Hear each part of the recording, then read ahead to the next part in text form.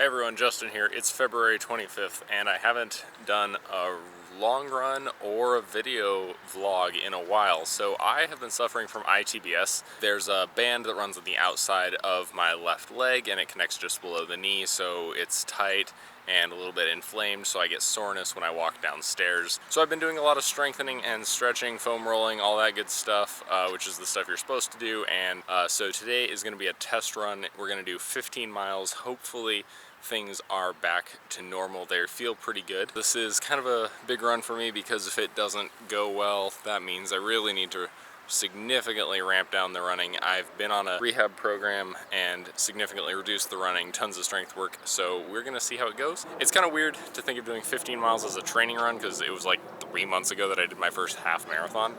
So definitely one of the things that I'm really trying to work on is slowing down a lot in my running. Pretty bad habit of running at about a 9:30, 9:10 pace. And in my half, I ran pretty hard and I finished at about an 8:55 pace. To really maximize your gains, you need to run at, 80% of your runs easy. Like easy. So a big goal of mine for today is to stay right around the 10:15, 10:30. I will really reap those benefits come mile 10, 12, 15. So we're gonna see how that goes. Try it out. One thing I will say I definitely learned about myself is obviously there's the physical benefits of running your long runs. For me, I feel like I have a huge mental component too, where I'll get 2 or 3 miles in and question if I can even run 3 or 4 miles. But then, you keep running and you can. I think the value of these big long runs is just a reminder that yeah, you can run this distance. You have run this distance. See, and I'm a big believer that you don't need a GPS running watch to get into running, but I will say I just looked down and I was doing 9. So, been doing good, gotta slow it down, wanna stay above 10.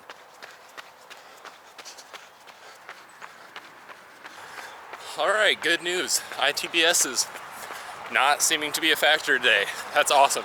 Coming up on mile 4, got water here, and then water and a gel at 11. All right, no water there. Let's try the bathroom. Should probably have planned that out ahead of time. In fact, I think that screwed me once before. I'm not smart. I don't generally need water, especially on a cooler day like this, but for the gel, drinking water really helps it digest faster.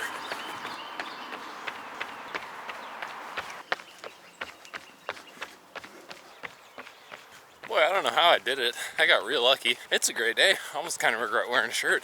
Gotta say, there are some benefits to living in the South.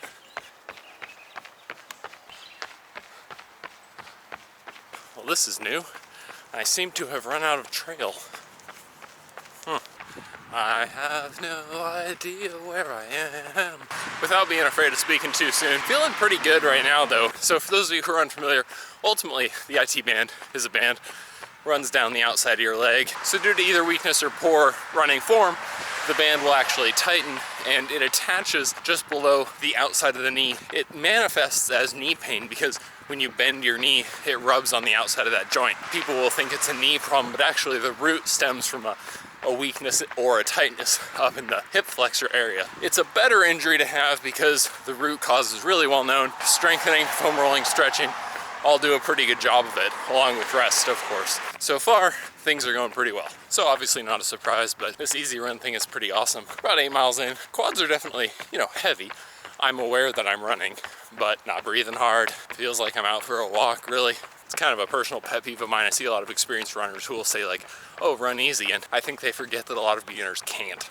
I've run with a lot of people doing the Couch to 5K program, which is a great program, but when you're beginning running, it feels like your body just ramps to 100 right away. So if you're not at the point where you can run easy yet, don't stress, you'll get to it. But when you do, it's actually a pretty cool feeling. All right, this is frustrating, but I gotta make that mile up. So, turn it around, just running back the wrong direction.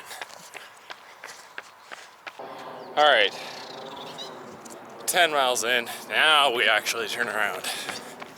Oh. Starting to feel it. Really starting to feel it. Alright, got my energy gel. Definitely needed that. Waiting for it to kick in. Should be about 10-15 minutes. Got about another 3.5 miles or so. We're at 11.4 right now, but I don't think I did the splits right, so I think I'm gonna run a little bit extra. That's okay. Legs feeling pretty heavy, pretty tired. Cardio, fine. ITBS, fine.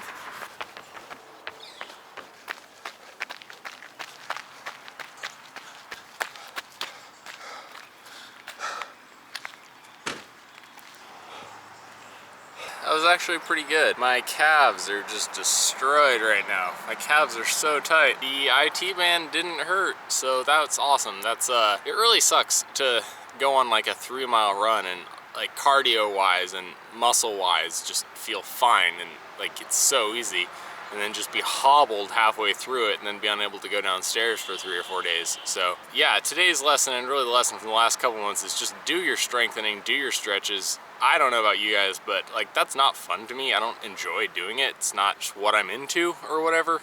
But in terms of, you know, not getting stuck up on the couch or just not being able to work out, it's just, I think it's just so important. You have to do them. But hopefully this is the sign of good things to come. I'm gonna continue to stretch here for a while, go home, roll out, stretch my IT band foam roll along the outside of my upper thigh and the glutes with a lacrosse ball, and then just go eat everything. Rock on, everybody. Go do some awesome training your own. Have a great rest of the short month of February, and we've got a couple months till race season. Yay! See ya.